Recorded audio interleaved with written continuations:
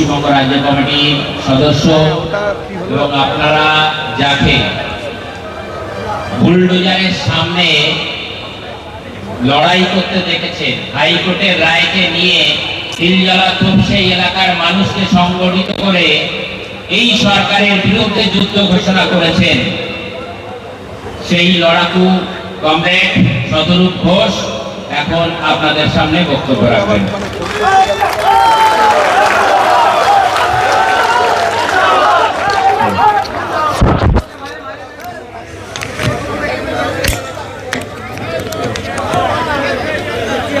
Comrade সভাপতি মঞ্চে আছেন, আমাদের পার্টির এই জেলার সম্পাদক, আমাদের রাজ্যের আমাদের পার্টির নেতৃত্ব, অন্যতম নেতৃত্ব কমরেড পলাশ দাস, এখানে আমেদ দা আছেন, ইমতিয়াজ দা আছে, এখানে দিলীপ দা, ওদিকে সনদ দা সহ আমাদের পার্টির আরও যারা নেতৃত্বরা রয়েছে এখানে।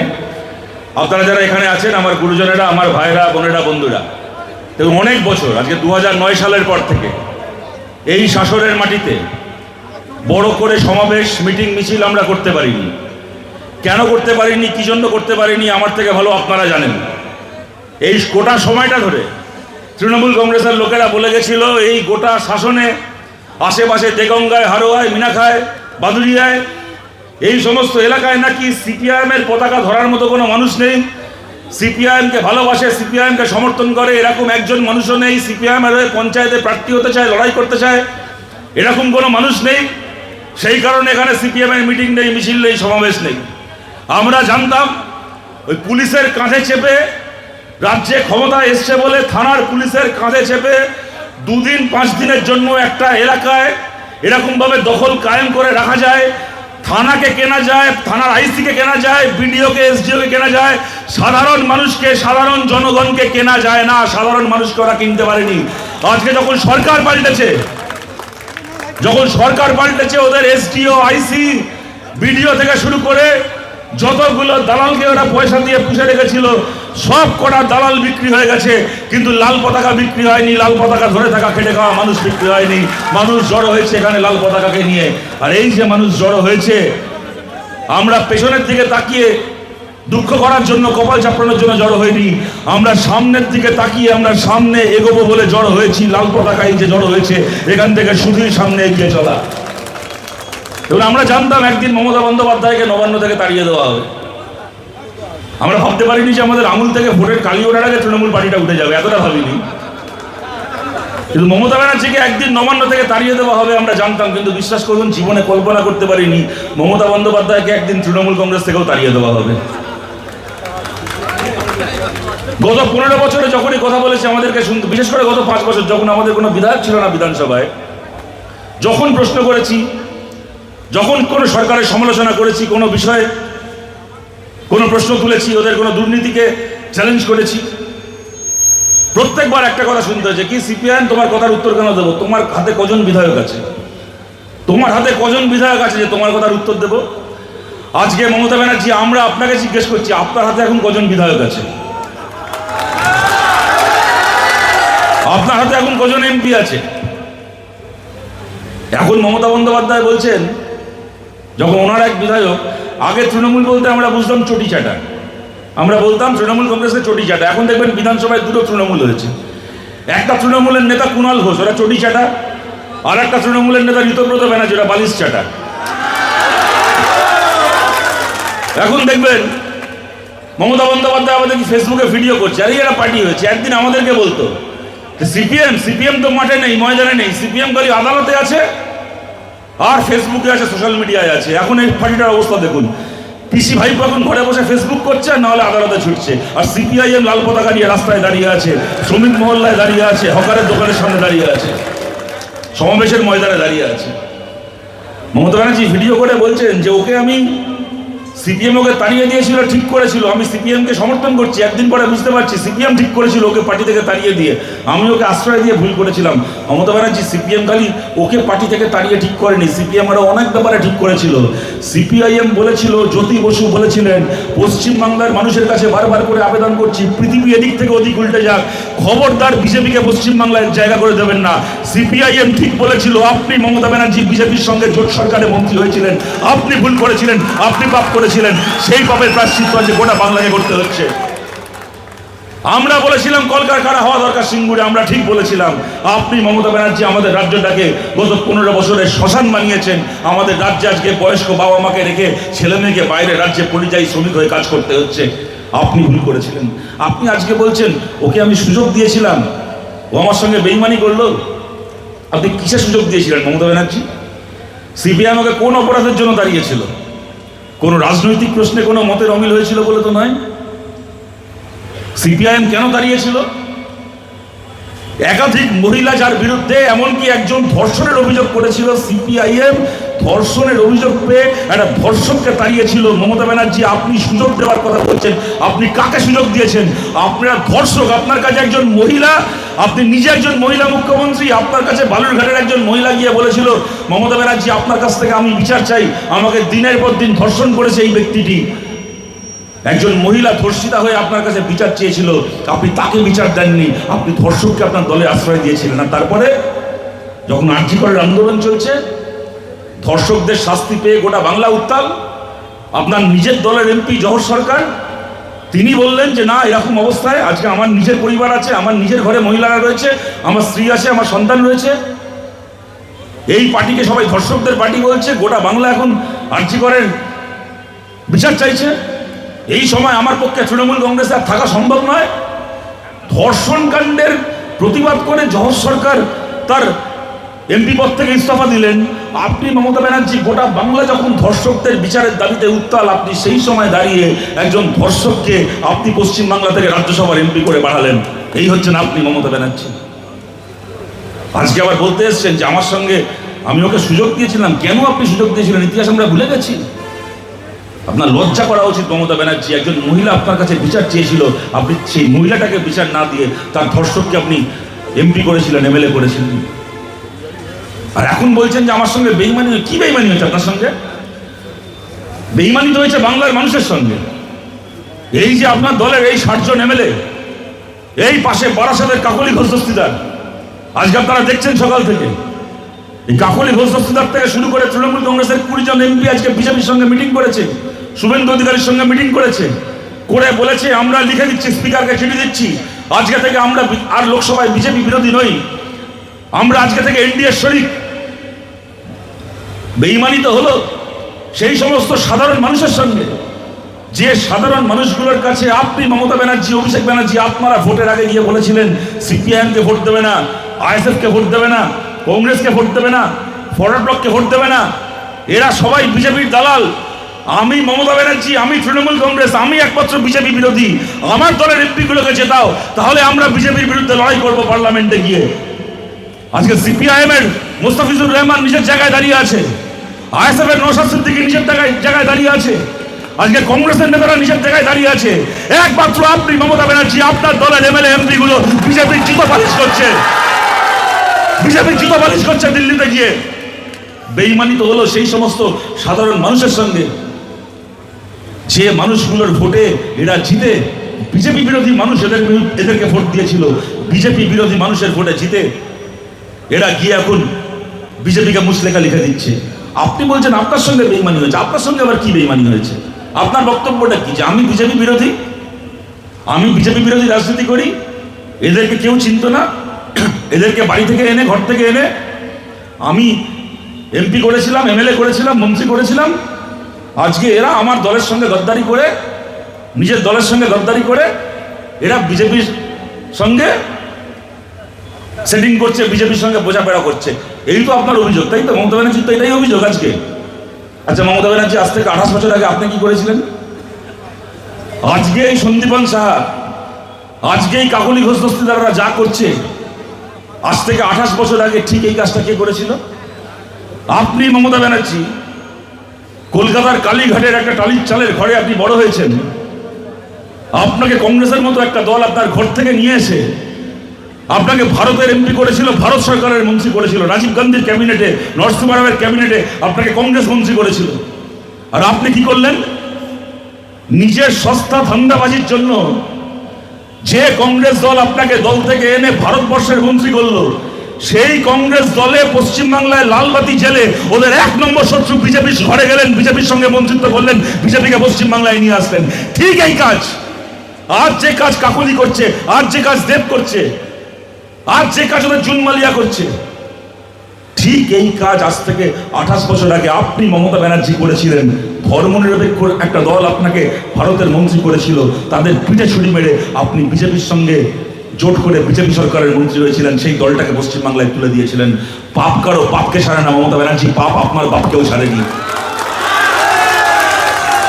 পাপ আপনার বাপকেও ছাড়েনি। আমাদের কমরেডরা যখন লাল পতাকা নিয়ে মিছিল করতো, আপনি পুলিশ পাঠিয়ে হাত থেকে লাল পতাকা কেড়ে নিতেন, মাটিতে ফেলে মারতেন। যখন এসআইআর এর ক্যাম্প চলছিল, আমি বলার আগে আমার আগে যিনি বক্তা বলছিলেন, এই আহমেদ দা মঞ্চে বসে আছে, যাতে এসআইআর এ সাধারণ বাংলার খেটে খাওয়া মানুষের নাম বাদ না যায়, তার জন্যই আহমেদ দ্বারা বারাসাতের ডিএম অফিসে এরা ধর্ণা দিচ্ছিলেন। কোথায়? কোন অফিসে? এই এখানকার বিডিও অফিসে ধর্ণা দিচ্ছিলেন, বিক্ষোভ দেখাচ্ছিলেন। সেই সময় তৃণমূল কংগ্রেসের পোষা কুকুরগুলো, মমতা ব্যানার্জির পোষা কুকুরগুলো এসে আমাদের মিছিলে হামলা করেছিল। এই আহমেদাকে রক্তাক্ত করেছিল, জেল খাটিয়েছিল। তার আগে 2018 সালে পঞ্চায়েত ভোটের সময় মিথ্যে মামলায় জেল খাটিয়েছিল আপনাকে। এই আপনি মমতা ব্যানার্জি আপনি করেছেন।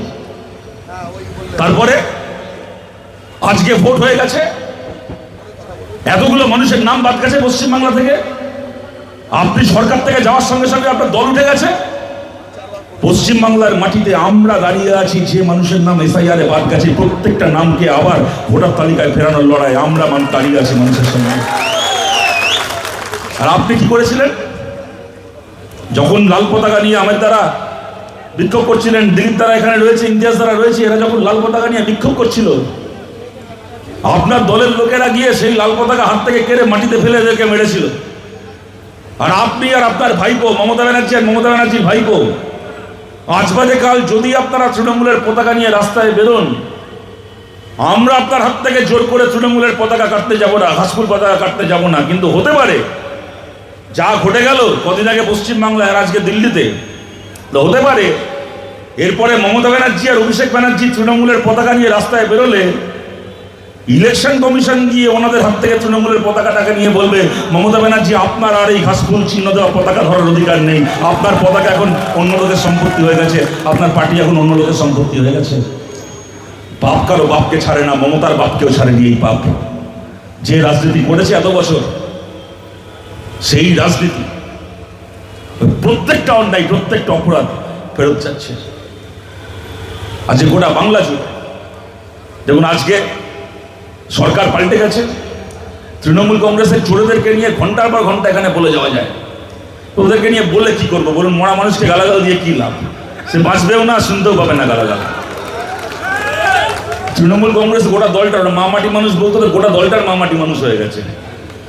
ও দলটা আর নেই, দলটা উঠে গেছে, আপনারা সবাই বুঝতে পারছেন। কিন্তু আমাদের লড়াই তৃণমূল কংগ্রেসের কতগুলো চোর নেতার বিরুদ্ধে ছিল, তৃণমূল কংগ্রেসের কতগুলো খুনি দালালের বিরুদ্ধে ছিল। তৃণমূল কংগ্রেসকে ভোট দেওয়া কোনো সাধারণ মানুষ আমাদের শত্রু সেদিনও ছিলেন না, আজকেও নন। এরকম অনেক মানুষ আছেন এই বিভিন্ন এলাকায়। একদল মানুষ যেরকম তৃণমূল কংগ্রেসকে সমর্থন করে ভোট দিয়েছিলেন, একদল মানুষ নিজের ধান্দা বুঝিয়ে নেওয়ার জন্য, নিজের ধান্দা হাসিল করার জন্য ভোট দিয়েছিলেন, সেরকম আমরা জানি। এরকম লক্ষ লক্ষ মানুষ আছেন পশ্চিমবাংলায়, যারা তৃণমূল কংগ্রেসকে ভোট দিয়েছিলেন তৃণমূলকে ভালোবেসে নয়। তারা তৃণমূলের চুরিকে সমর্থন করতেন না, তারা তৃণমূলের খুনের রাজনীতিকে সমর্থন করতেন না। শুধুমাত্র পশ্চিমবাংলার গত কয়েক বছরের রাজনীতি এমন হয়ে গেছিল যে বিজেপিকে যেন তেন প্রকারে আটকাতে হবে, তার জন্য সেই মানুষ তৃণমূলকে সমর্থন করতে বাধ্য হয়েছেন। সেই মানুষের কাছে এরকম অনেক মানুষ হয়তো আজকেও এখানে উপস্থিত আছেন। তাদেরকে আমরা বলছি, আপনারা যদি ভোট দিয়ে থাকেন তৃণমূলকে, এর আগের ভোটগুলোতেও যদি তৃণমূলকে ভোট দিয়ে থাকেন, আপনাদের বিরুদ্ধে আমাদের কোনো রাগ নেই, কোনো ক্ষোভ নেই, আমাদের সঙ্গে আপনাদের কোনো শত্রুতা নেই। আমাদের লড়াই তৃণমূলের কতগুলো চোর চিটিংবাজ নেতার বিরুদ্ধে ছিল। তৃণমূলকে ভোট দেওয়া কোনো সাধারণ মানুষের সঙ্গে আমাদের লড়াই ছিল না। আপনাদের সবার কাছে আবেদন করছি, আজকের বাংলা আপনারা দেখছেন সব পতাকা বিক্রি হয়ে গেছে, খালি লাল পতাকা বিক্রি হয়নি। আজকের বাংলায় একদিকে বিজেপির গেরুয়া পতাকা, অন্যদিকে কমিউনিস্ট পার্টির লাল পতাকা, মাঝখানে আর কিচ্ছু নেই। আপনাদের সবার কাছে আবেদন করছি, আপনাদের সবার কাছে আবেদন করছি, পক্ষ বেছে নিতে হবে, কোন পক্ষে দাঁড়াবেন ঠিক করতে হবে। আমাদের সঙ্গে আসুন, আমাদের মিটিংয়ে আসুন, আমাদের মিছিলে আসুন, আমাদের লড়াইয়ে আসুন। যে পার্টি নতুন করে শক্তিশালী পার্টি আমরা গড়ে তুলছি, নতুন করে এই পার্টি গড়ে তোলার কাজে আমাদের পাশে থাকুন। আমাদের পার্টিতে থাকলে কোনো বেআইনি টেন্ডার পাবেন না।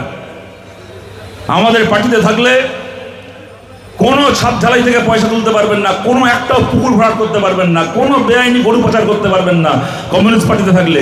কিন্তু দরকার হলে গতকাল দেখেছেন আমাদের পার্টির নেতা সৃজন চক্রবর্তীকে মার খেতে হয়েছে পুলিশের কাছে।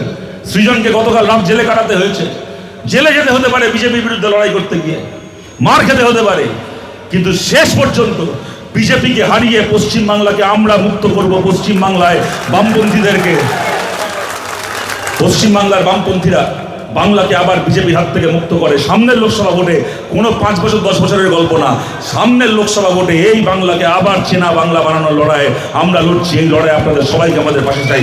আপনারা আমাদের সঙ্গে থাকলে এই লড়াই আমরা লড়বো, এই লড়াই আমরা জিতব।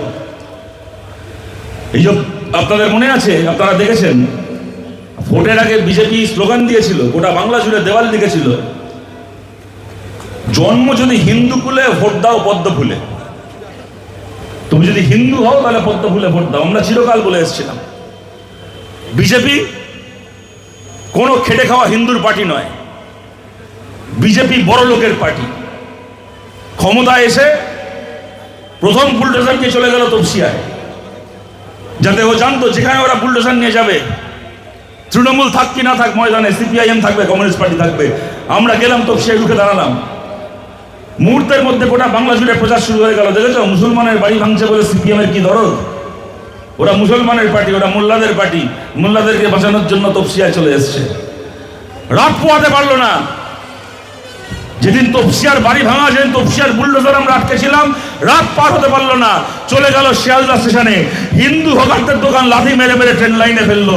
খেটে খাওয়া মানুষ, গোটা বাংলার খেটে খাওয়া হিন্দু মানুষ এক রাতের মধ্যে বুঝে গেলেন যে সরকার ক্ষমতায় এসছে। এই বলেন আমরা শ্যামাপ্রসাদের বাংলায় শ্যামাপ্রসাদের পার্টি এসছে, কোন শ্যামাপ্রসাদের পার্টি আসেনি। আদানি আর আম্বানির পার্টি এসছে পশ্চিমবাংলার সরকারে। গরিব হকারের জিনিসকে রেল লাইনের ওপর লাথি মেরে ফেলে তার দোকানকে ভেঙে সেখানে আদানি আম্বানির শপিং মল তৈরি করা সরকার এসছে। যে মানুষের শত্রু সে হিন্দুরা শত্রু, সে মুসলমানেরও শত্রু। বাংলার খেটে খাওয়া হিন্দু মানুষ, বাংলার খেটে খাওয়া মুসলমান মানুষ 1 মাস হয়নি, যেরকম আমরা বিশ্বাস করুন আমরা জানতাম তৃণমূল দলটা উঠে যাবে, কিন্তু 1 মাসের মধ্যে উঠে যাবে আমরা ভাবিনি। সেরকম আমরা জানতাম বিজেপি যতই মুখে হিন্দু হিন্দু করুক, ওরা খেটে খাওয়া মেহনতি হিন্দু মানুষের শত্রু, গরিব হিন্দুর শত্রু, মধ্যবিত্ত হিন্দু শত্রু। এইটা হিন্দু মানুষও একদিন বুঝবে আমরা জানতাম, কিন্তু 1 মাসের মধ্যে বিজেপি বুঝিয়ে দেবে এটাও আমরা ভাবিনি। আপনাদের আজ বলছি তৃণমূল এত ঘেন্না নিয়ে চলে গেছে, পার্টিটা এমন গেছে, এরা ভোটে হারেনি, এরা ভাষণ বিসর্জন হয়ে গেছে এদের। এত ঘৃণা নিয়ে পাবলিকের কাছ থেকে জুতোর বাড়ি খেয়েছে পার্টি গেছে তৃণমূল। তবু আমাদের মনে আছে যেদিন তৃণমূল সরকারে এসেছিল প্রথম 1-1.5 বছর আমরা কোনো কথা বলতে পারিনি। প্রথম 1-1.5 বছর, 1-1.5 বছর পরে যখন পার্কস্ট্রিটের ধর্ষণের ঘটনা ঘটলো, এখানে কামদুনিতে ধর্ষণ হলো, 2012 সালের শেষ দিকে টেট পরীক্ষার প্রশ্নপত্র ফাঁস হলো, তখন আস্তে আস্তে তৃণমূলের বিরুদ্ধে মিটিং মিছিল করা, জমায়েত করার আমাদের সুযোগ তৈরি হলো। তার আগে পর্যন্ত বড় কোনো ঘটনা এমন ঘটনি পশ্চিমবাংলায় তৃণমূল সরকারে আসার পরে 1-1.5 বছরের মধ্যে জানি আমরা বড় করে মিটিং করতে পারি, মিছিল করতে পারি।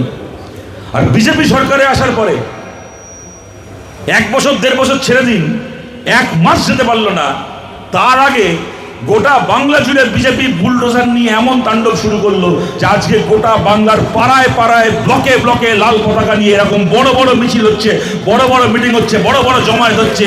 যে জমায়েত থেকে আওয়াজ উঠছে যে বুলডোজারের সরকার পশ্চিমবাংলায় চলতে দেওয়া যাবে না।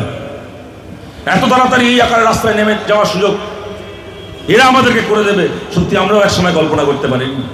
কিন্তু আমরা এইটুকু বলছি, ওরা সরকারে এসছে মানে বাংলার রাস্তাঘাট থেকে শুরু করে বাংলার লড়াইয়ের সমস্ত জায়গা ওরা দখল করে নেয়নি। বাংলার পথে প্রান্তরে লড়াই আমরা ছিলাম, লড়াই আমরা আছি, লড়াই আমরা থাকবো।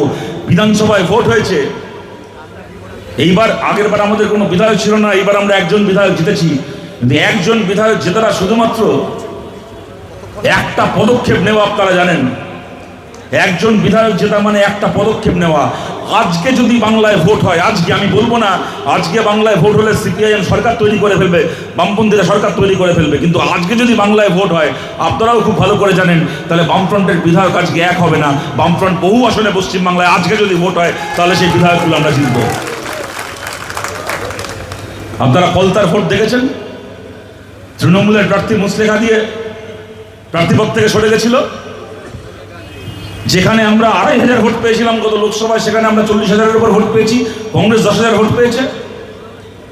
এই সমস্ত এবং বহু মানুষ এরকম আছেন যারা কিনা এইবার ভোট দিতে পারেননি, কেউ ভয় আতঙ্কে ভোট দিতে পারেননি, কেউ এসআইআরের জন্য নাম নেই তালিকায় তারা ভোট দিতে পারেননি, এরকম অনেক মানুষ আছেন। এই সমস্ত মানুষকে লড়াই ফিরিয়ে এনে এবং বিজেপিকেও ভোট দিয়েছিলেন যে সাধারণ মানুষ, আজকে যার বাড়ি ভেঙে দিচ্ছে বিজেপি, আজকে যার দোকান যার ব্যবসার জায়গা কেড়ে নিচ্ছে বিজেপি, সেই সমস্ত মানুষকে সঙ্গে নিয়ে সামনের দিনে লড়াই আমাদেরকে লড়তে হবে, লড়াই আমাদেরকে জিততে হবে। 2029 সালে লোকসভার ভোট হবে। 2029 সাল আসতে এখনো দেরি আছে, কিন্তু আপনাদের বলছি এখানে বসিরহাটের একটা বড় অংশের মানুষ এখানে আপনারা আছেন, বারাসাত বসিরহাট, এই দুটো লোকসভা কেন্দ্রের একদম মাঝখানে দাঁড়িয়ে আমরা মিটিং করছি। আপনারা জানেন যে বসিরহাটের যিনি এমপি ছিলেন হাজী নুরুল সাহেব, তিনি মারা গেছেন বেশ কিছুদিন হলো।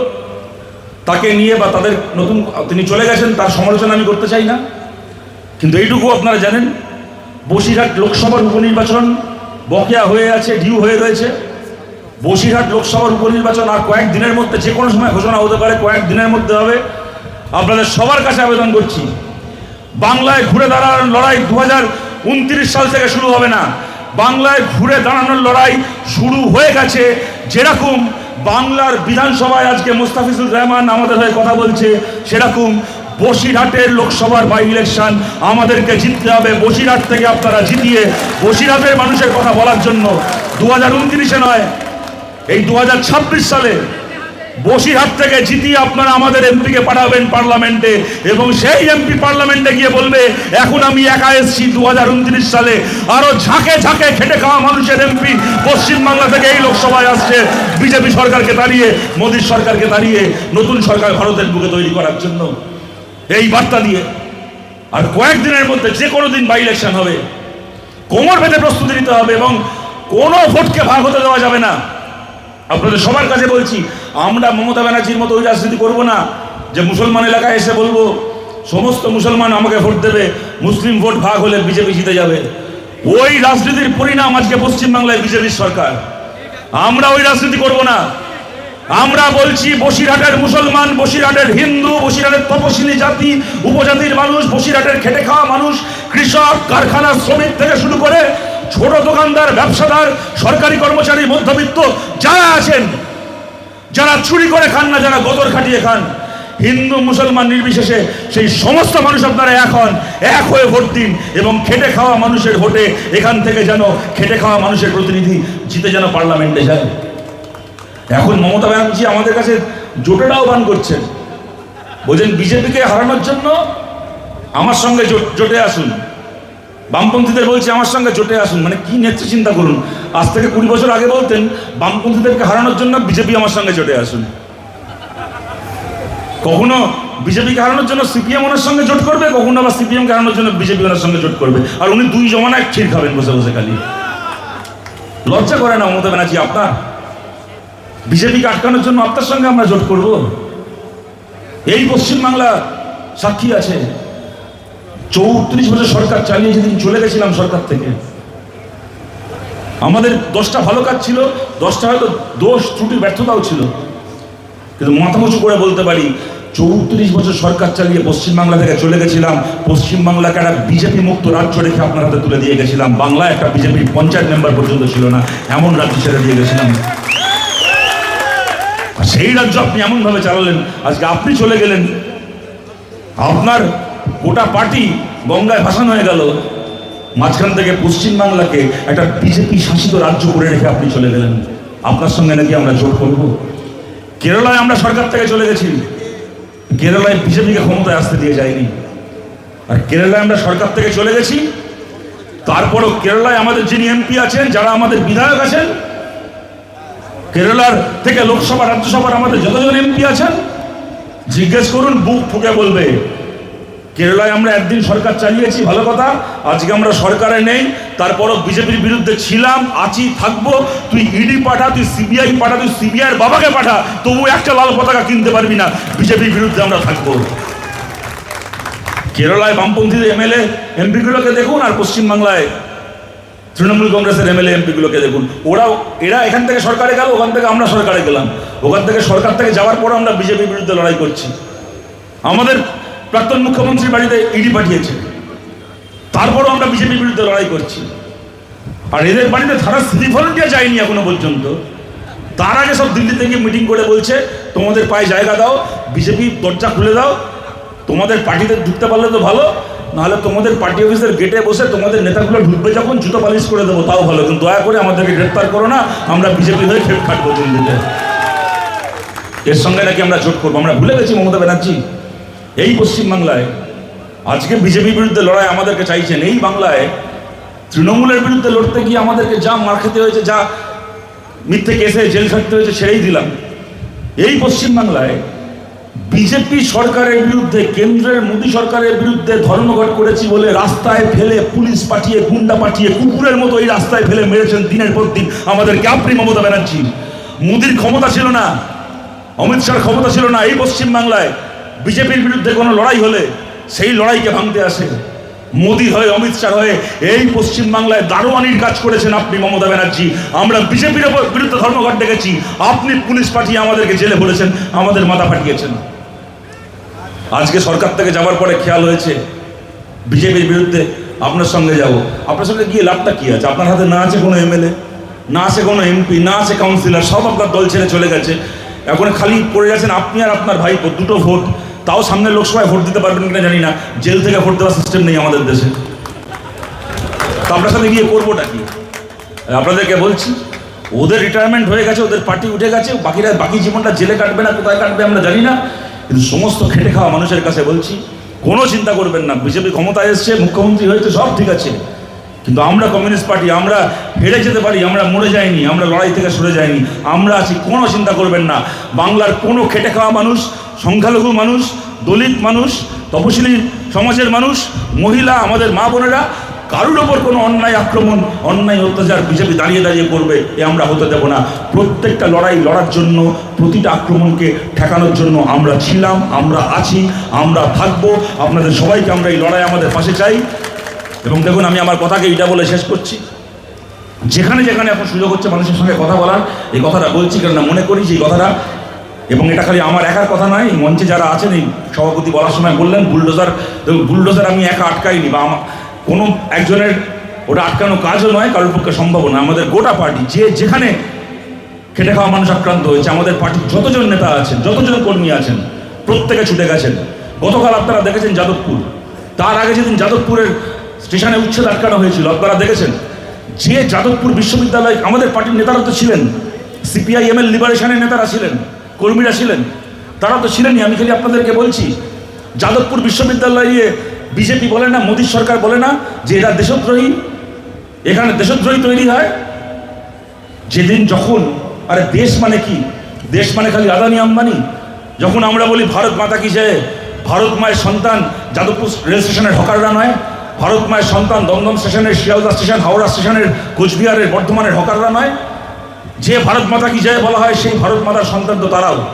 আর যখন ভারত মায়ের সেই সন্তানদের ওপর বুলডোজার চালানো হয়েছে, সেই সময় ওই যাদবপুর বিশ্ববিদ্যালয়ে ছেলেমেয়েরা, যাদেরকে এরা দেশদ্রোহী বলতো, যাদবপুর বিশ্ববিদ্যালয়ের ছেলেমেয়েরা বুক চিতিয়ে সেই বুলডোজারের সামনে এসে দাঁড়িয়েছে, ভারত মায়ের লুটে খাওয়া নয়, ভারত মায়ের খেটে খাওয়া সন্তানদেরকে রক্ষা করবে বলে। ওই যাদবপুর বিশ্ববিদ্যালয়ের ছাত্রছাত্রীরা রাত জেগেছে, পুলিশের মার খেয়েছে। এইটাই মানুষের ধর্ম, মানুষের কাজ তারা করেছে, আমরা করেছি। আপনাদেরকে এইটুকু বলছি, আমরা তৃণমূলের মতো বিজেপির পায়ে গিয়ে সারেন্ডার করছি না, কারণ আমরা চুরি করিনি, আমরা কোটি কোটি টাকা সম্পত্তি বানাইনি, আমাদের ইডি সিবিআইয়ের ভয় নেই। ইডি এসে, সিবিআই এসে আমাদেরকে জেলে ভরবে, ওই ভয় আমরা পাই না। তাই বুক ঠুকে বলতে পারি, বিজেপি সরকারে আসলেও আমরা বিজেপির বিরোধী ছিলাম, আছি, আমরা থাকবো। কিন্তু ইডি সিবিআই আমাদেরকে চুরির কেসে জেলে ভরতে পারবে না মানে এই নয় যে ওরা আমাদেরকে কোনো কেসে জেলে ভরতে পারবে না। গতকালই দেখেছেন আমাদের নেতাদেরকে, কর্মীদেরকে জেলে ভরেছে, বুলডোজারের সামনে তারা দাঁড়িয়েছিল বলে। হতে পারে চুরির কেসে, ডাকাতির কেসে, খুনের কেসে জেলে যাব না, কিন্তু ওদের এই অপরাধের বিরুদ্ধে দাঁড়িয়ে, ওদের এই বুলডোজার রাজের বিরুদ্ধে দাঁড়িয়ে, বুলডোজারের সামনে দাঁড়িয়ে গ্রেপ্তার হয়ে জেলে আমাদেরকে যেতে হতে পারে। বুলডোজারের সামনে দাঁড়িয়ে যদি জেলে যাই, জানবেন মাথা নিচু করে যাব না, মাথা উঁচু করে হাসতে হাসতে জেলে যাব, মাথা উঁচু করে হাসতে হাসতে জেলে যাব। আর যেদিন জেল থেকে বেরোবো, জেল থেকে বেরিয়ে নিজের বাড়ি যাব না, যেখানে বুলডোজার চলছে জেল থেকে বেরিয়ে আবার সেখানে সেই বুলডোজারের সামনে গিয়ে দাঁড়াবো। আপনাদের কাছে এই কথা বলে বসিরহাটের লড়াই আগামী বাংলাকে যেরকম ফলতার ভোট, ফলতার বাই ইলেকশন বাংলাকে যে বার্তা দিয়েছে, ফলতার বাই ইলেকশন আমাদেরকে তৃতীয় থেকে দ্বিতীয় করেছে, বসিরহাটের বাই ইলেকশন বাংলাকে বার্তা দেবে আমরা দ্বিতীয় থেকে প্রথম হওয়ার জায়গায় চলে এসেছি। আপনাদের কাছে এই আশা রেখে আপনাদের সবাইকে ধন্যবাদ জানিয়ে আমার কথা শেষ করছি। ভালো থাকবেন সবাই, নমস্কার।